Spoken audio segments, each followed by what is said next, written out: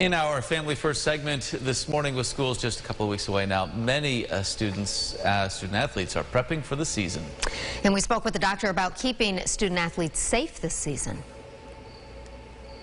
Certainly the heat's been kind of crazy this week. With many school sports teams already practicing, Dr. Daniel Day says it's important to pay attention to high heat warnings and make sure athletes are safe on the field. If it does get to a point where it's just too hot, then maybe you're moving practices more to the evening or early morning. He also recommends kids start hydrating a couple hours before their practice or physical activity. Want to make sure that they're getting some electrolytes and water in hours before, and then routine hydration. And then if there is feeling faint, then making sure that you get some cool around them, get some cold water in, and take a break until they can kind of recover. Dr. Day says they also see a lot of cramps early in the season as athletes increase their activity rapidly.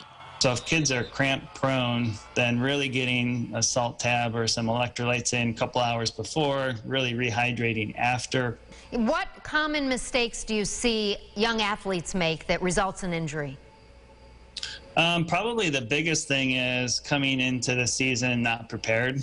I think COVID really messed with that as well, just because you might not be doing the same seasons and the same workouts and the same routines. And then the other thing is also strength. So you want to make sure that you've got your foundation and your overall strength, because if you're missing some of that, then you get your knee in the wrong position because it's not ready, and all of a sudden you've got a knee injury that you could have prevented.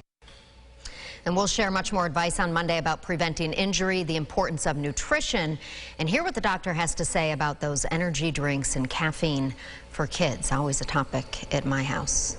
I feel like they drink too many of them. Yeah.